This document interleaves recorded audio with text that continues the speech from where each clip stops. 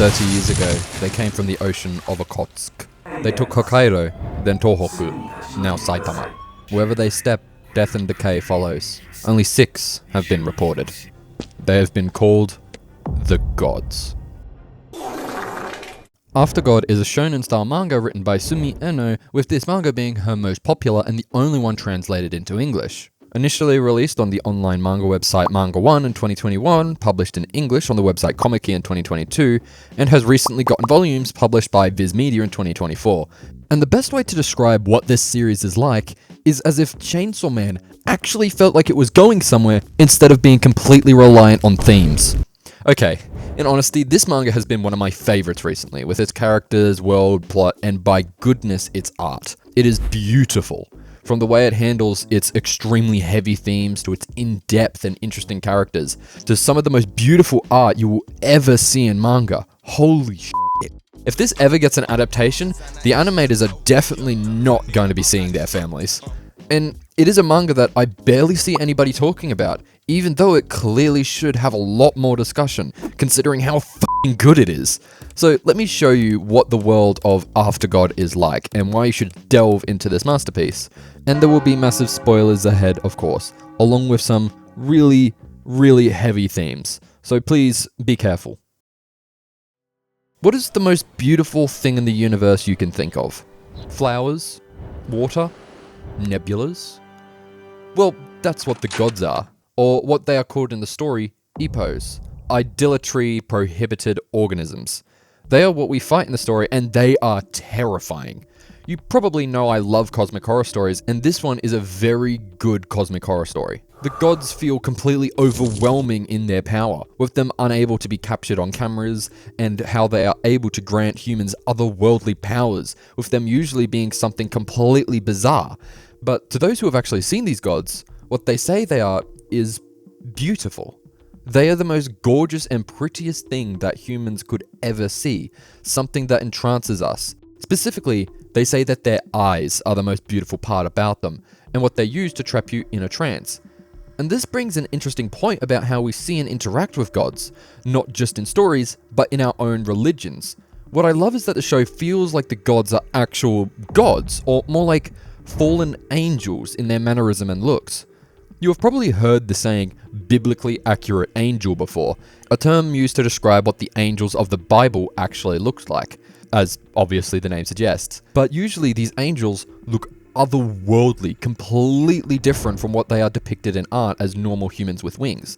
And the reason they look so otherworldly is both to show how divine they are, but to scare off the demons that plague humanity, as some people say. They serve to help us, calm us, telling us, be not afraid. However, the gods in After God feel more in line with what we as humans perceive gods to be. They look like what we want them to look like, not what they actually are. Beautiful. We want our gods to be beautiful. It's how we see them in our art of them, and what is art but our own wants and desires. However, oftentimes, we know that our gods cannot possibly be beautiful because of what they do to us. They send floods, natural disasters, disease, terror, and war our way. Ugly things. And so, many times, they are terrifying, because we can't understand what they actually are, so we see them as terrifying. Because what human god would give us nothing but pain and suffering? But the gods in After God feel more in line with what we want them to be like. They look like the artworks we dedicate to our gods. However, if they look like this, if they look this beautiful, it's because they want us to not be afraid of them. They want us to look at them, to interact with them, to serve them. And what does this sound like? What does this sound like to you? To me, it sounds like a demon. The gods are beautiful not to scare us or to calm us, but to lure us, to kill us. Just like how a demon from the Bible will trick you into selling your soul. Just like how Lucifer is described as the most powerful and the most beautiful of all the angels, but also the most dangerous. The gods of After God are demons masquerading as gods. Now, this is a very metaphysical interpretation of what they are, because actually in the story, it is better to say that they are marine life forms that just grew to ridiculous sizes and power, though they chose these forms because it is what humans say gods are like, and how they should interact with us. Another part of the story that is very well done is the mystery element of the story. Have you ever had that situation where you are reading something and the reveal or any kind of interesting information is completely withheld from you? Like you will continue reading and learning about the characters in the world, but when you think a big reveal is coming that could finally contextualize what has been happening, it just gives you the shittest piece of lore. Well, After God doesn't do that. When you are just about to wonder what is happening, the story gives you a perfect piece of information. Not something that is completely crazy, but something that helps you understand the story. It doesn't leave you hanging. And the reason probably is because the story has been thought out and planned before writing. Specifically with shonen manga, the story can sometimes feel as if it is constantly kicking the bucket along and doesn't actually go anywhere. I explained this further in my gacha game video, but the main problem is that these stories are encouraged to keep going, to keep people coming to the magazine or game. Shaggy dog stories, as you would put it. You can see it in JJK, Chainsaw Man, and plenty of others, where it promises a massive reveal at the end, one that justifies the whole story taking more than 200 chapters, but then it doesn't give you anything. Just a "you made it to the end" sticker, and then leaves without explaining anything. It feels like these manga never had an ending planned out in the first place, but After God feels like it knows what its ending is, and is determined to give the story enough time to keep you planted. Which is why it is so entertaining. At no point does the story feel like it is dragging itself along, trying to get to the next big thing, because the entire story is the big thing. Every event and situation feels as if it is consequential to the story and further deepens the narrative. For example, we originally think that Shion, Waka's best friend, committed suicide by going to see a god, because she was convinced that they were so beautiful that her death would be nice and calming. However, in chapters 14 to 16, it is revealed the god inside Waka, Alula or Allura, whichever way you put it, showed her the beauty of the gods through her eyes, providing comfort to her as a way to control Waka more and more. Allura revealed to Waka that Shion had been going through a lot more than what she was telling her, but didn't tell Allura. So what Waka is left with is the realization that she contributed to her friend's death, and that she was both partly responsible for it with the god controlling her. And you would say, like myself, how is she to blame? She was being controlled by a god. But that's not how she sees it. She sees it as failing to recognize her friend's problems, and because she failed to do that, she allowed her to become entranced by this god. From a basic kidnapping plot, we discover new information that has massive consequences for Waka's motivation, and it fundamentally changes how she sees herself along with her own goals and missions. So since the story feels as if it has been planned out, nothing feels as if it is coming out of nowhere.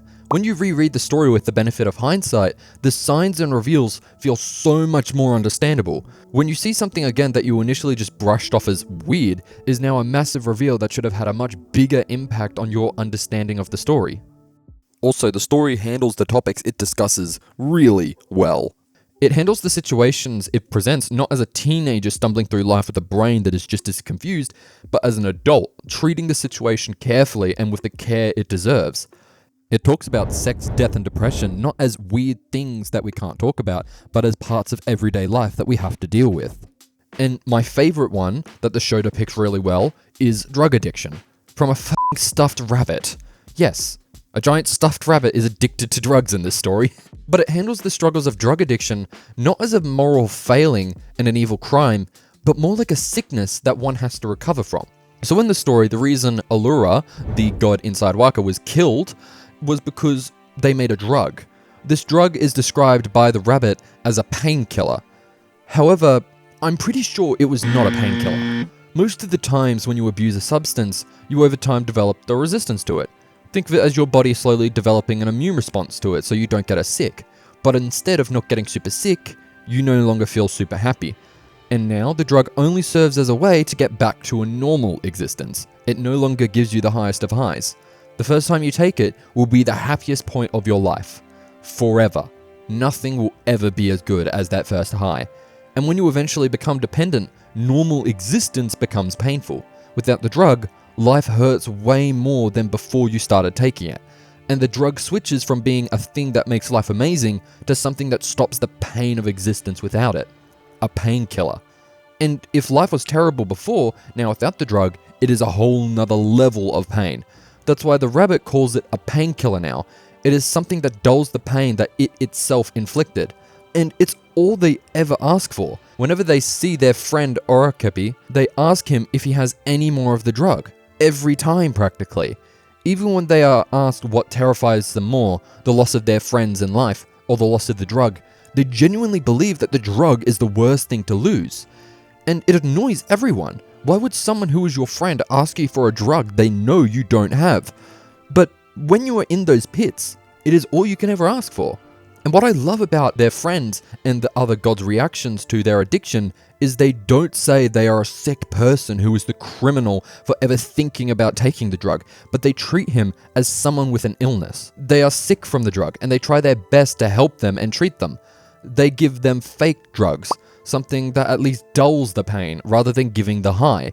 Now, every person who takes drugs has a different reason for doing so. Some people do it because they are trying to escape from reality, while others do it to experience higher highs, mainly, rich people. But usually when someone becomes dependent on the drug, they are treated as the criminal for possessing such a dangerous drug. But the bunny is not treated like a criminal. The dealer is. The dealer is the terrible person, and they are the one who is killed. And what's even funnier is that these are so-called gods, beings that should not even be affected by these terrible substances, which in this context really questions their divinity. If you have read the later chapters, you would know what they actually are. Though the best thing about this manga, and probably what a lot of people think is great about it, is its treatment of women and the female gaze. If you don't know what the female gaze is, don't worry, I didn't know until reading this manga, though that's not to say I didn't know about what it talks about. It was a term that was made in response to the term male gaze, which is where in stories, female characters are seen as objects of desire and usually completely passive in the story, not taking any initiative. So the female gaze is the perspective of the writer or creator who treats their female characters as, well, actual characters, ones with agency, purpose, depths, and flaws. Generally, it is used in the context of the creator themselves being a woman, but the author doesn't have to be a woman to use the female gaze. It can be anyone. It's just in this case, the author is a woman. But in the story, I think it's used in both the normal sense and in also a quite literal sense as well. Practically all the female characters in the story are fantastically written. They all have their own interests, faults, and really dark places. Waka has a lot more to her than just a girl upset about her friend's suicide. She is someone confused about her own place in the world and is not afraid to try her absolute hardest to overcome adversity. Yoshiki is an actual grown woman who is able to stand her own ground, even against a god. But she is also someone who loves her husband, and her relationship with her husband is not one where it is disproportionately worse for the other. They love each other an equal amount. And the best thing is that the show doesn't explicitly sexualize its characters. Never is a character treated less than what they appear like. Sure, they say they are beautiful, but more in the context of, wow, you look nice and sparkly. And for a shonen manga, which this is, it feels so refreshing to see a female character being at the forefront of the story and exploring what it is like, rather than being relegated to the side, and have her be the main driving force for the story. And that's not to say that this is at the expense of the male characters either. Every character feels so in-depth and interesting to read.